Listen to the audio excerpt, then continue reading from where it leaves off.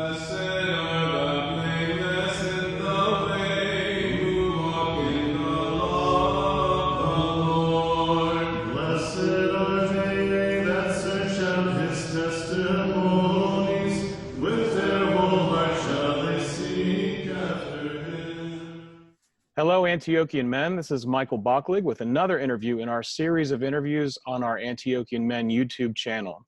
Today, I'm very excited to interview our special guest and my good friend, Paul Wendler.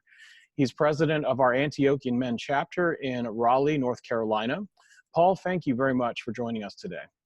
Well, it's my pleasure, Michael. I really appreciate this opportunity to talk about our local chapter here and hopefully share it with all the viewers.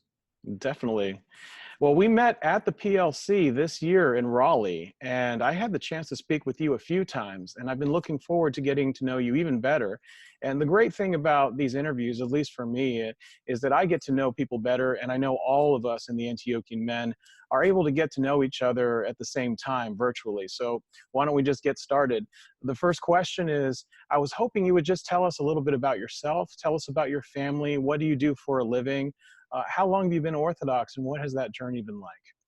Well, those are a lot of good questions, Michael. I could talk for a long time, but I'll try to limit it.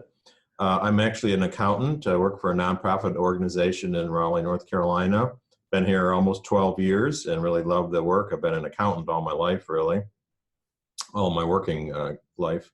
My wife is retired, and we basically share a house in Raleigh here. We have a son, grandson, and two step-grandchildren, and we also have a great-grandchild who's 2 months old.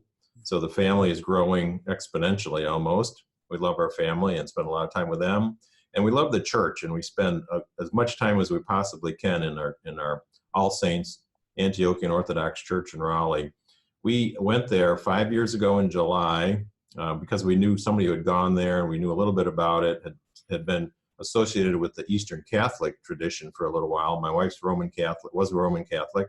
I was Lutheran all my life, and we had maintained a happy medium in our marriage, shared it a little bit, and raised our son as Lutheran, actually. And then we went to All Saints, and our world was changed. Our whole mindset about the church and was just brought into such focus when we saw the early church in action and living the living stones, as some people talk about the Holy Land. It was right here in Raleigh, and we didn't even have any idea.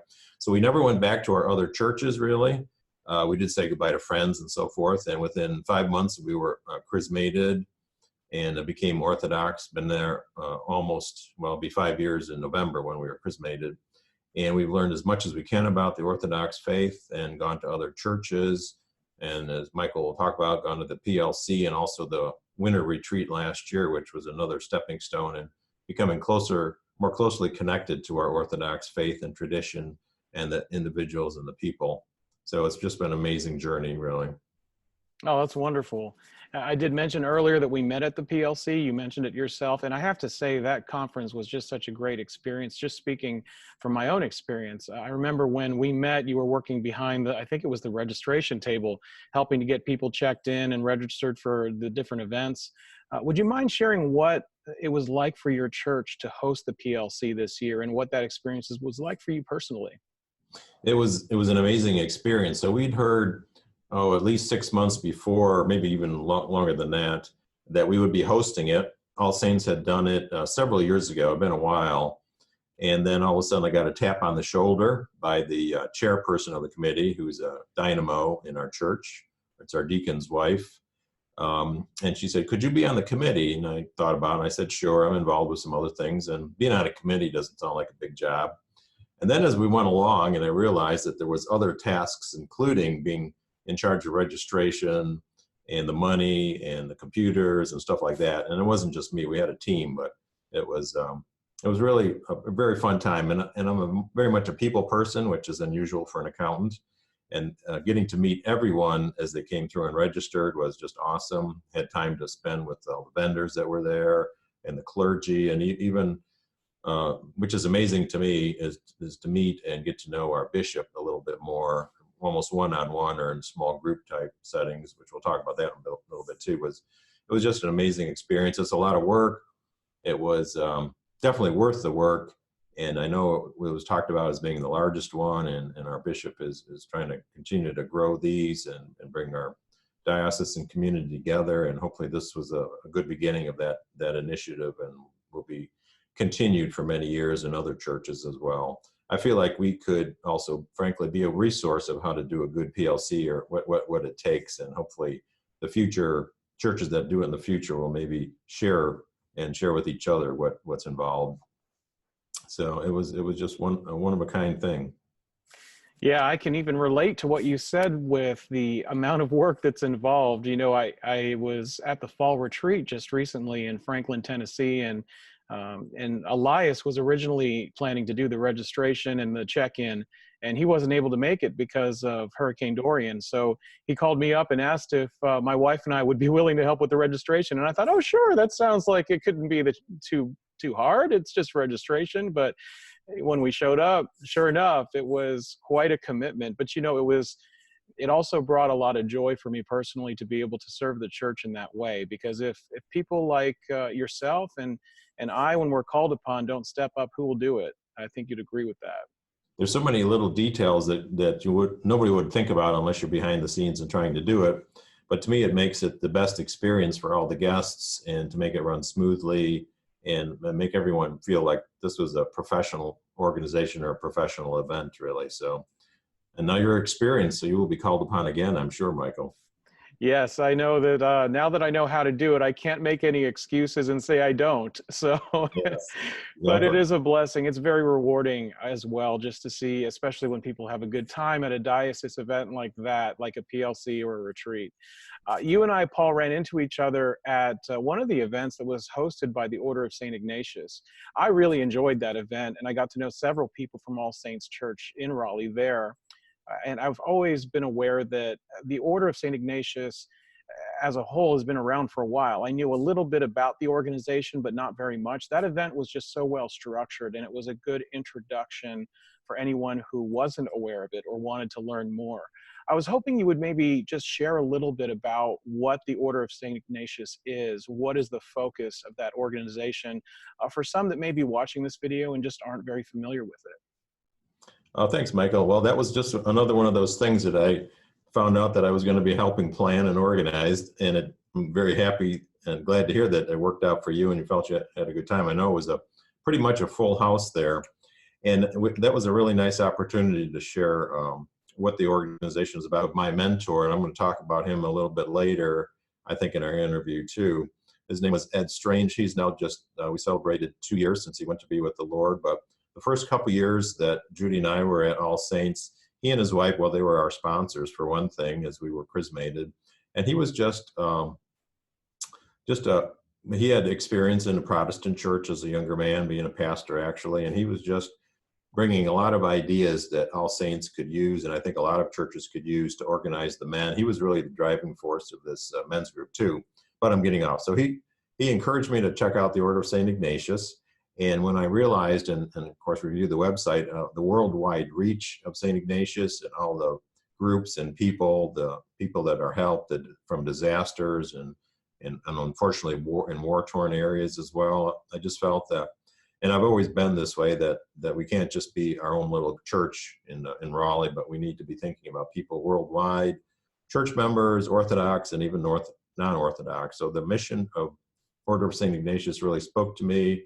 And the commitment was something I could do very, very, easily. It's not necessarily easy for everyone, and it's a really fairly painless way to help support. And they also do things in America as well with some of I know they help the priest retirement. They support that, and camping and some other things that are part of their mission and their beneficiaries. So it's a great opportunity to join and be a part of an organization. They don't have a high profile in our church necessarily. We have about 12 members at All Saints, and I'd like to see that grow as well. But it's takes effort and communication and so forth. But I would definitely encourage anyone who sees this video or hears about the Order of St. Ignatius to check it out. Absolutely. I think it was wonderful to have that setting and to hear even the testimony from some clergy about how how impactful it has been with them personally. And it was very evident just how great of an organization it is and how needed it is in our church. So that is truly wonderful. There is one other event I wanted to talk about with you, and from the PLC, and that was our first ever meeting of the Antiochian men for the Diocese of Miami in the Southeast, which happened to be at the PLC this year in Raleigh. So I believe you attended that event yourself and have likely heard some feedback from others from your church that attended, and was wondering if you would just share what you got out of it, and also maybe some feedback that you've heard from others in your church that were at that first meeting.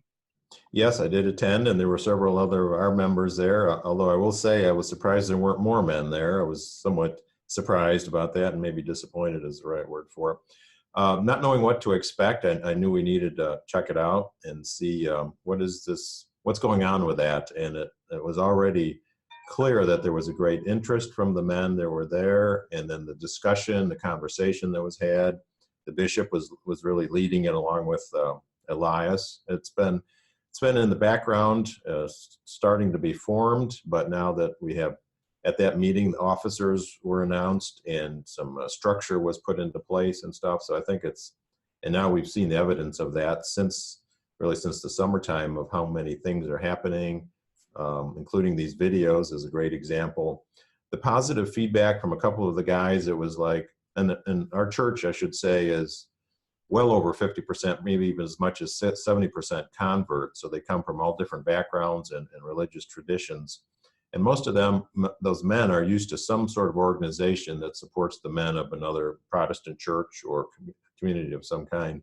So I think there's a great interest in converts. They're used to it, and I think they can bring a lot as well. So that was some of the primary feedback, that this is something that Antiochian Church has needed for a while, to have a strong men's focus and men's group, and to help them in a lot of different ways. I think it was a great beginning, and now what's happened is, I think the growth has been very substantial, and all the events and all the information, and Michael and I were just talking about the app a few minutes before we started.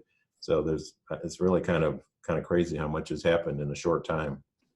Because frankly, church things don't move that fast. Just to be real honest with everyone, it usually takes a lot of time, and it can be scary for people to have a lot of change too. So I think we're proceeding at a really great pace. That's great to hear, and I appreciate that feedback. And the app that you're referring to is the Band app, and we actually started just kind of a grassroots effort starting at the PLC with the GroupMe app. And I know you were one of the first people to join when we were on GroupMe, and I don't know if you just grabbed my phone, Michael. I didn't have much choice. I was about to say, I was going to share that story where I was maybe not giving you much of an option. I just put it on your phone. I wanted men like you to get on there early.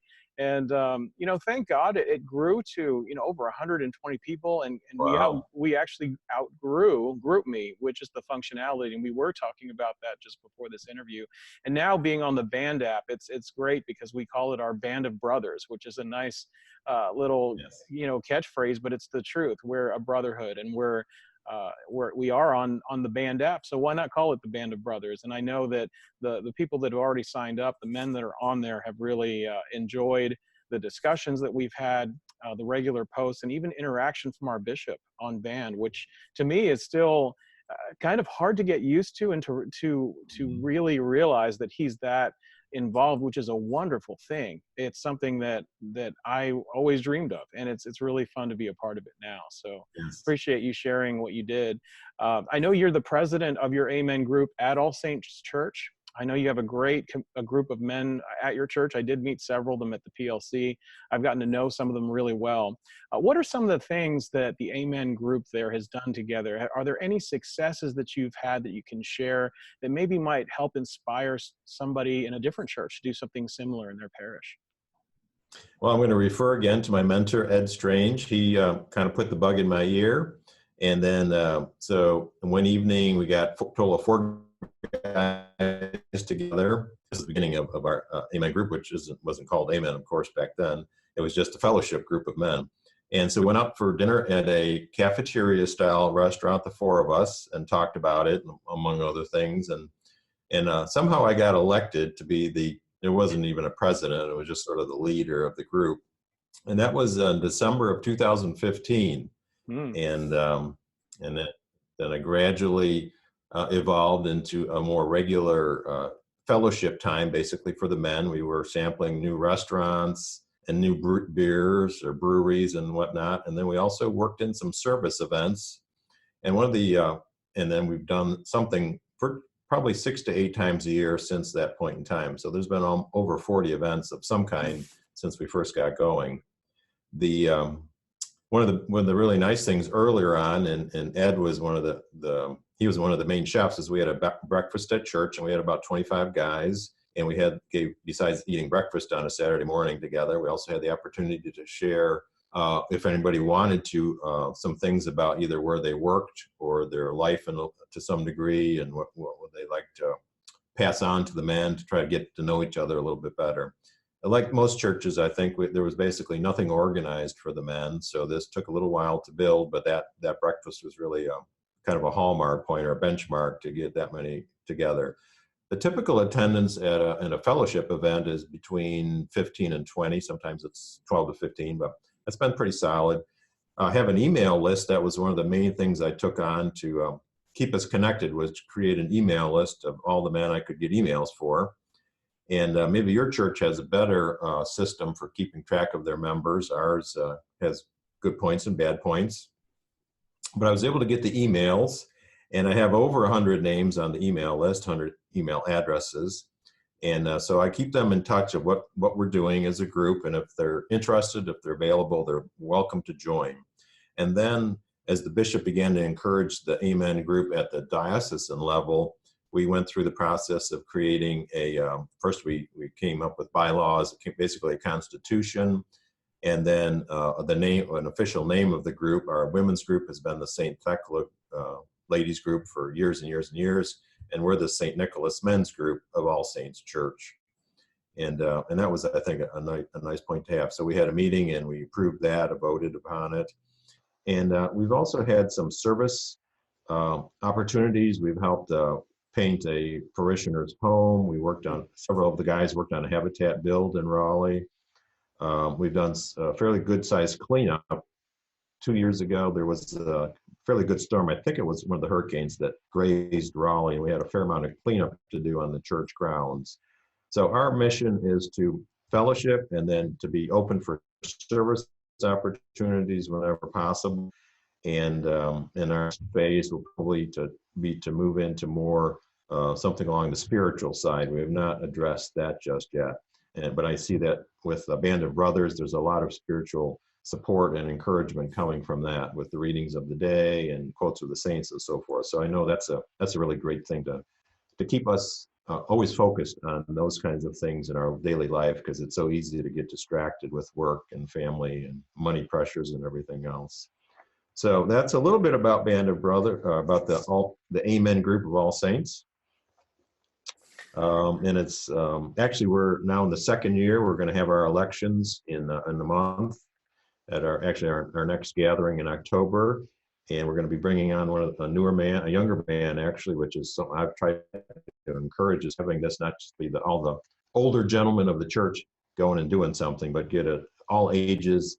And we're a very inclusive church because we have because of the converts in particular. We have Orthodox. A lot of these are cradle Orthodox from many different countries. I'm probably going to be taking a little bit of a break for my role after almost 4 years, and we'll have a new chair, vice chair, and then secretary as well in another month. Well, that's a great recap, and I want to thank you for everything that you've done, Paul. It sounds like a pioneer. You've really led the way and had a really organized men's group before we even had the Antiochian men. And we found that some churches did have existing men's groups that have been doing this for years, and we've been learning from them at the Antiochian Men's Board. We want to help to build on what those churches have started. And it's really exciting to hear stories like what you just shared from churches that have had it for quite a while. Go ahead.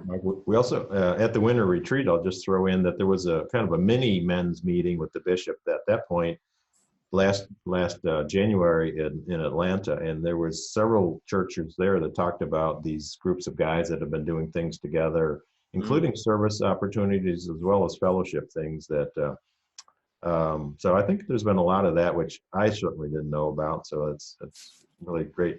I think it's coming together now with Amen. Definitely. And it's very encouraging to hear what you just shared.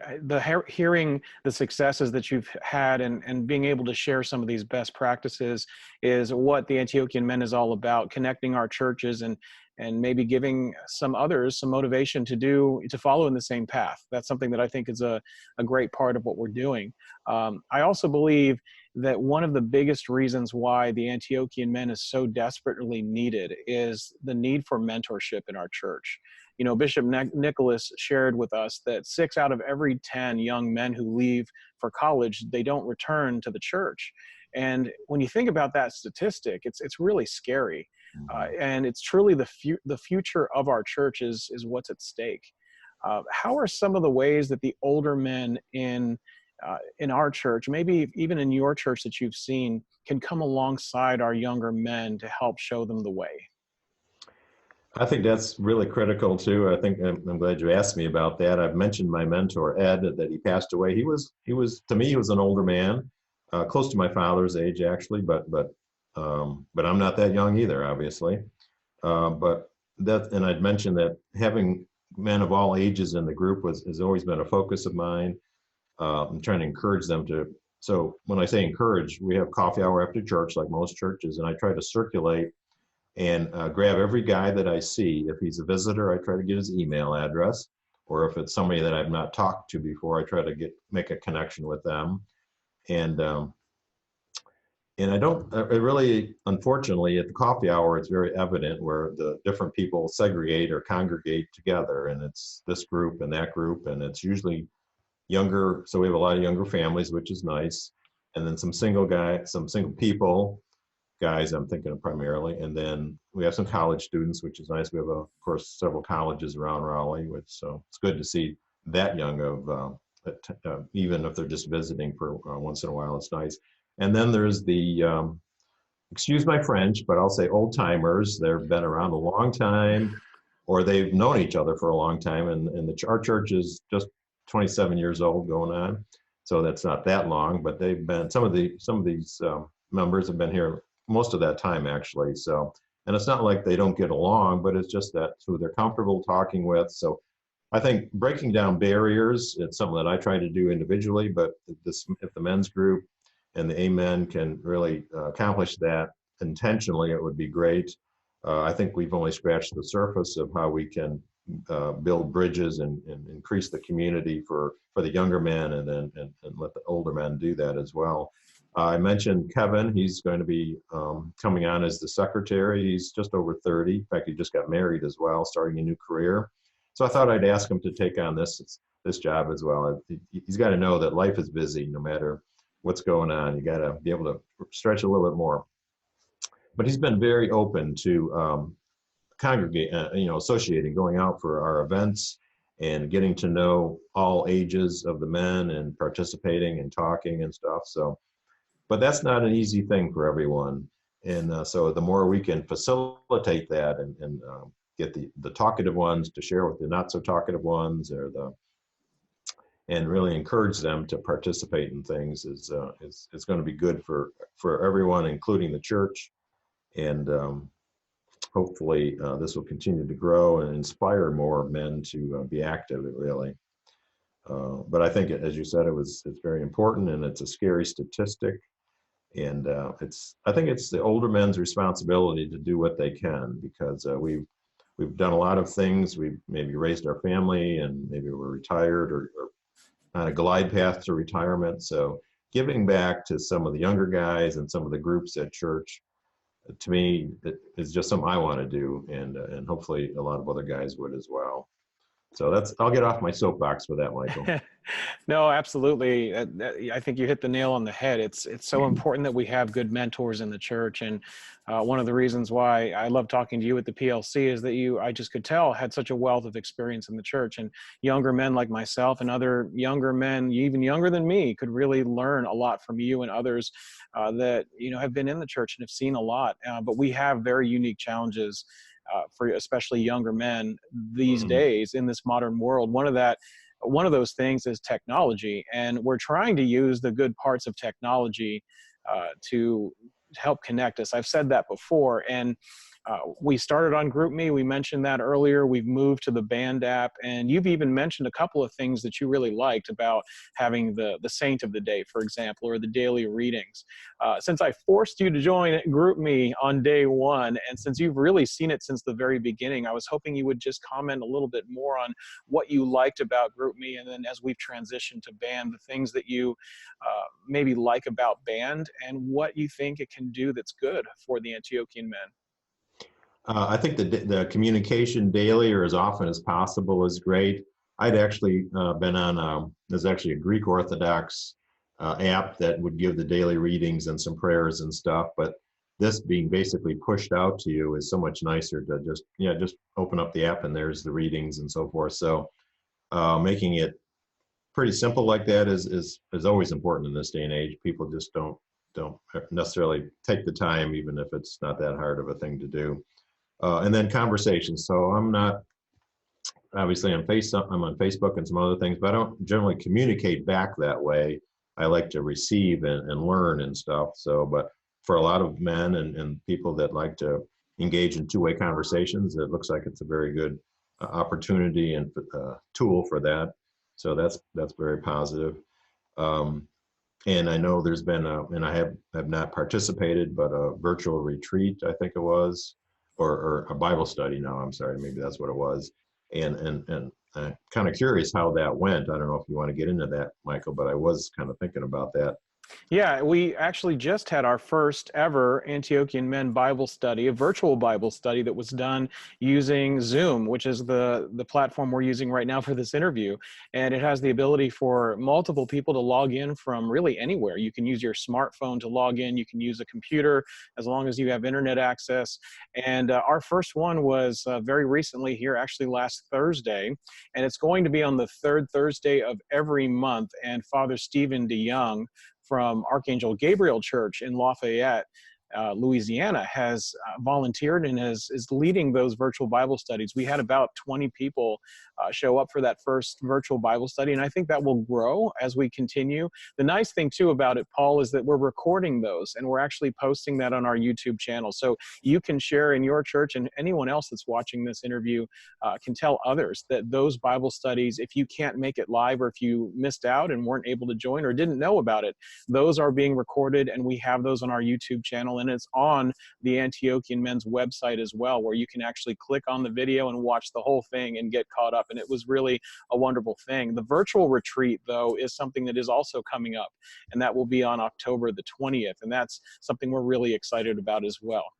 I can't imagine what that's going to be like. I guess I better tune in and check it out. It'll be great. We have a guest speaker.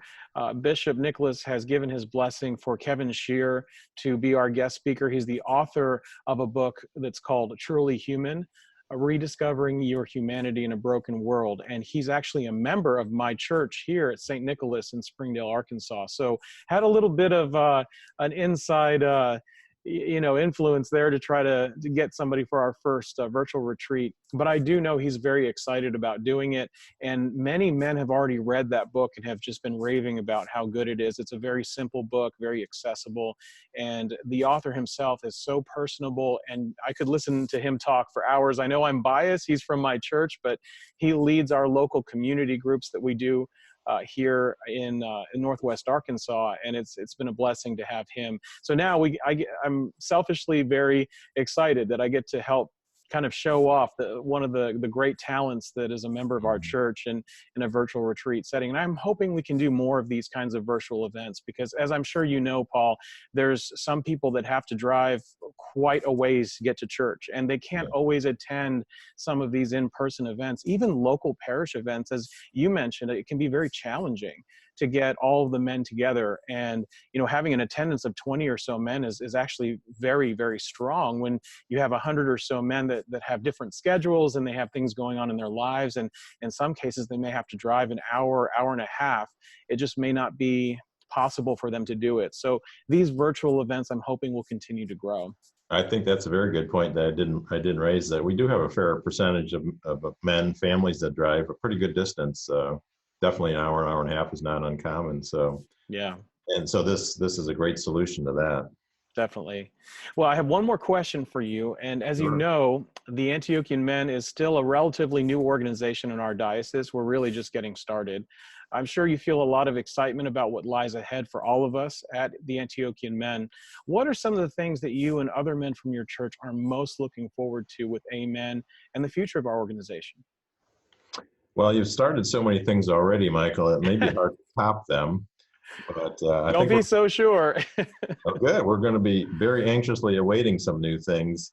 I think the communication, people that live a long distance is a great thing. Busy schedules is probably the other thing. We had at least 3 or 4 men that were fairly regular attendees, and they all had children, their first child, and now they're daddy daycare type thing. So they're not out at night. And that's a good thing. They need to be with their family and help out and so forth, but it does impinge on the men's group. So anything that could work around some of those kinds of issues and scheduling and so forth. And then I think the great thing of the readings and the Bible study and stuff is going to bring men closer to God, which is the #1 goal in our mission, really. But also, I think it'll improve family life and relationships with stronger faith in the men. And then if anyone is, and this might be a future thing for sure, but if there are men with issues or need help in certain areas, that maybe would be a vehicle to connect them to that help or provide it in some way. That might be a bit of a stretch. Where I work, we help individuals with autism. So I work around clinicians and psychologists all the time, and the things that can be done to help folks in that arena is really amazing. We deal mostly with children. And so that might be a really crazy idea to be an opportunity for the Amen group to participate in. So hopefully that's not too far outside the boundaries. No, not at all. And I think those are great things that we can look forward to. And we do have a lot planned. And I'm just excited to work with all the men across the diocese, including yourself and maybe some of the up-and-comers, the younger men that you mentioned that are starting to get more involved. I think that's a wonderful thing. And Paul, on behalf of all Antiochian men, just thank you very much for your time today, for doing this interview. I really enjoyed getting to know you better. I appreciate you just sitting down and making time for us in your busy schedule to talk in this interview. So thank you. Thank you very much. It was a great pleasure, and we're done in time to head out for Vespers. So that's also good. Perfect. Excellent. I got you out in time, so I'm not in trouble with your priest. That's good. I want to be on his good side. To all Antiochian men out there, stay tuned. We have more interviews coming on our YouTube channel. Remember to like this video and also click on the subscribe button. And remember that little bell icon at the top of the screen. That way you can be notified when new videos are posted on our YouTube channel. And once again, thank you, Paul, for your time today. Bye-bye. Hallelujah, hallelujah, hallelujah.